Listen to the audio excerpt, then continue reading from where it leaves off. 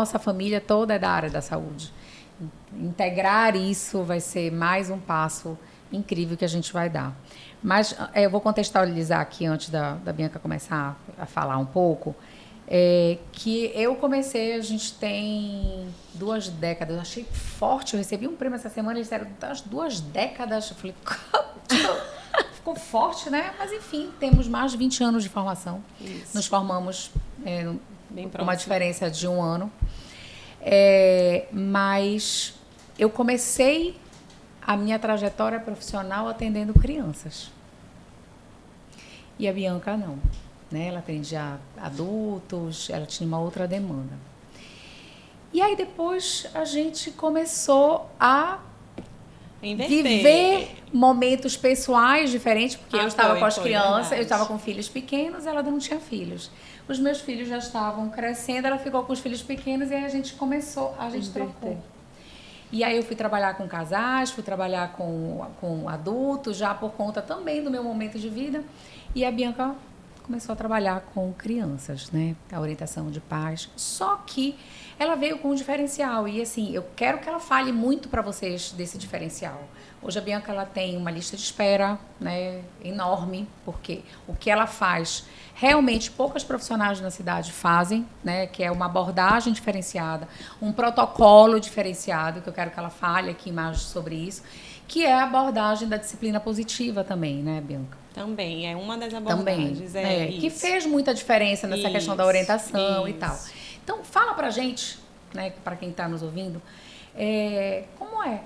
O que é disciplina positiva? Qual é o teu diferencial? Por que realmente tu te destacaste dentro do que tu começaste, a linha de trabalho que tu começaste a fazer? O que é a disciplina positiva também? Isso? Porque para quem não conhece, contextualiza aí. Quem não conhece, quem não sabe. Primeiro assim, eu atendo atendo crianças, adolescentes e faço orientação de pais. De fato, eu não consigo olhar a criança e o adolescente de forma isolada. Eu tenho que olhar, a minha visão ela é sistêmica, então eu não consigo ver a criança de forma isolada, eu tenho que ver nos sistemas em que ela está inserida. E a família é um dos sistemas. A escola é um sistema, o ambiente social é um sistema. Então, eu não tinha, logo no início da minha trajetória, eu atendia a criança e dava algumas devolutivas para os pais. E as devolutivas dos pais eram assim, a quatro sessões, dava a 5ª devolutiva. Tipo assim, era um protocolo que a própria psicologia às vezes orienta a gente dentro da formação.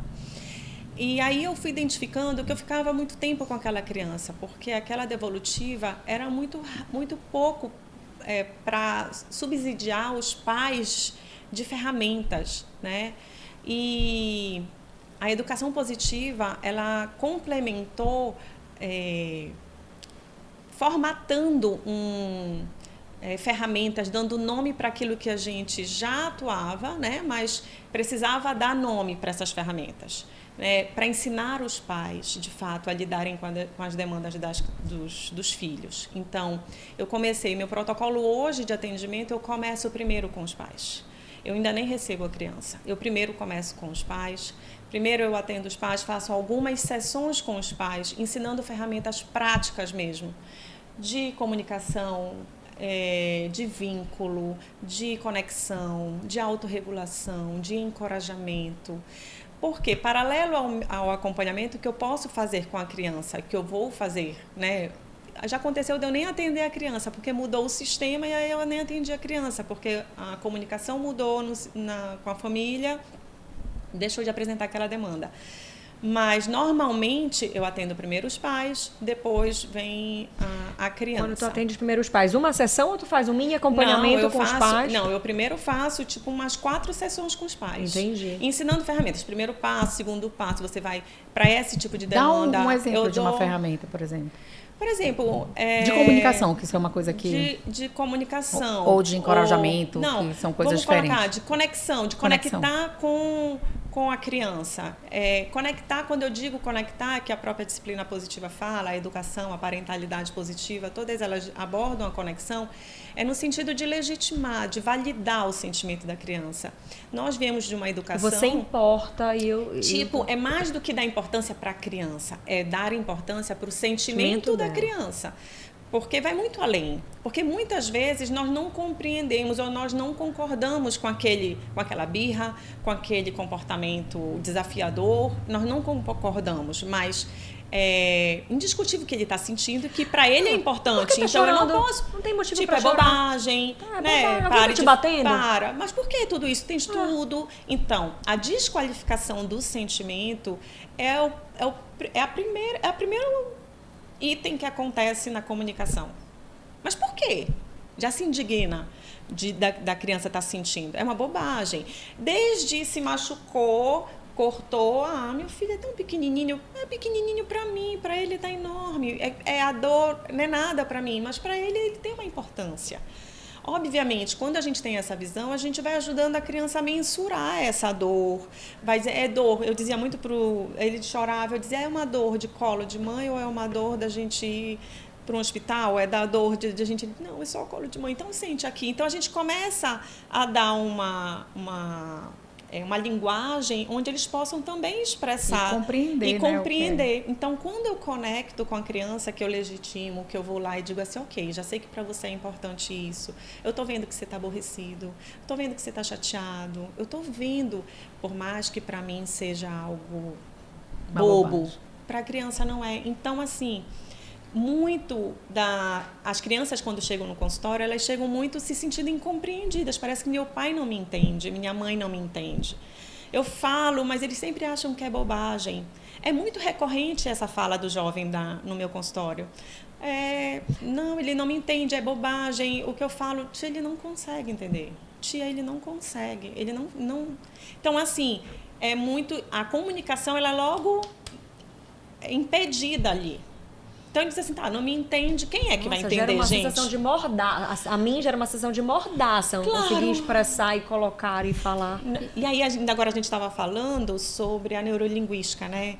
O quanto... E aí eu falo também nos atendimentos, o quanto é importante nós, pais. Eu sou mãe de um casal, tenho uma filha de 18, um filho de 15. Passou um casal, vestibular. gente. Passou no vestibular. Em medicina. Gente, mais uma da área da saúde, mais uma médica na família. Exato. E aí, eu me perdi falando deles. Tu mãe de um casal. Eu mãe de um casal. Neurolinguística. Exato. E eu falo assim, se a gente não tiver uma comunicação adequada, a gente impede essa relação, ok? E o quanto é necessário hoje nós nos qualificarmos, nós nos capacitarmos enquanto pai e mãe.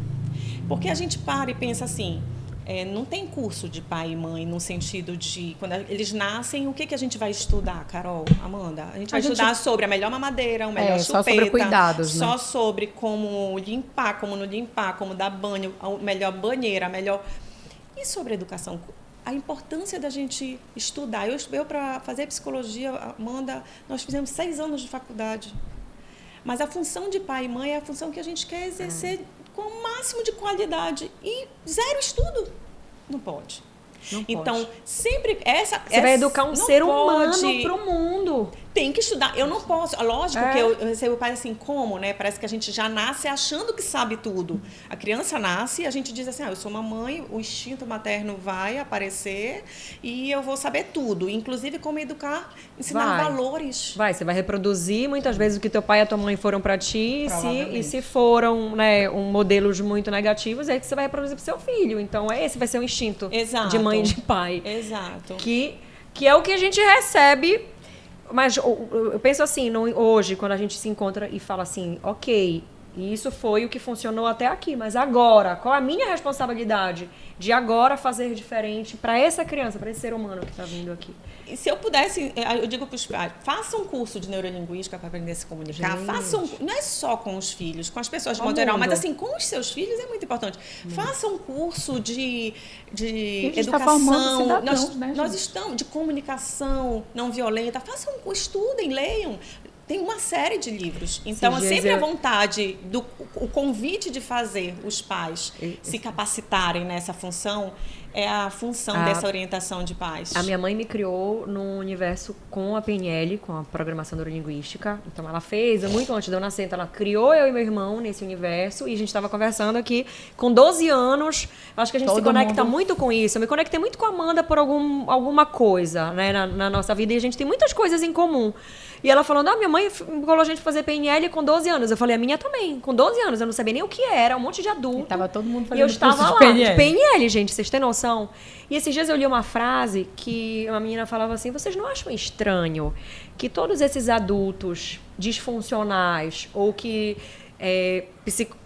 chegam e fazem esses movimentos de assassinato, de não sei onde, tenham tido uma infância onde eles não foram ouvidos, não foram compreendidos, não conseguiram se sentir vistos dentro das suas emoções distorcidas. Você não acha estranho que esses adultos tiveram uma infância assim? Ou vocês acham que é uma simples coincidência?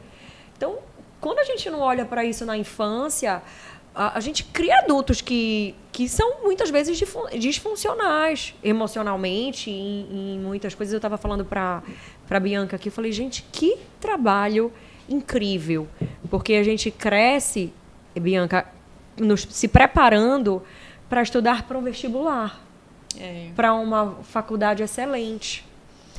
Não, ainda, talvez eu vejo que isso está mudando um pouco, eu vejo o movimento dos pais, os grupos de mães que eu participo, estão mais preocupados com a criança. Mas, gente, eu fico arrepiada, porque realmente é muito lindo você formar um ser humano com 2 anos, com 3 anos, com 4 anos, com 5 anos, sabe? De enxergar a estrutura dele, preparar esse ser humano para lidar. A gente tem responsabilidade com isso, né, gente? É muito foda. Muito forte. Muito foda, assim, sabe? E aí, não é sobre a faculdade. Cara, olhem pra isso.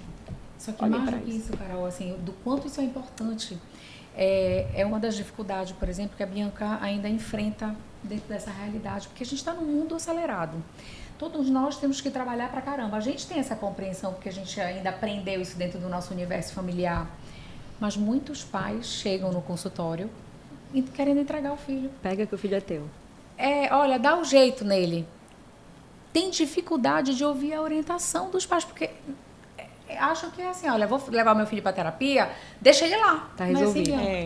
Tem dificuldade de entender que o processo primeiro começa com eles, mas ela não vai atender meu filho? Assim? Já. Você foi questionada? Assim, já. Tipo assim, não dá pra tu começar logo com ele? Porque o problema é ele. Não dá pra tu começar logo com ele. Obviamente, eu sou super flexível na inversão desse protocolo quando eu percebo que a criança possa estar em sofrimento, o jovem possa estar em sofrimento. Aí eu recebo, às vezes não dá tempo de eu esperar essas 4 sessões com os pais, mas eu não abro mão dessas 4 sessões, 3, 4 sessões.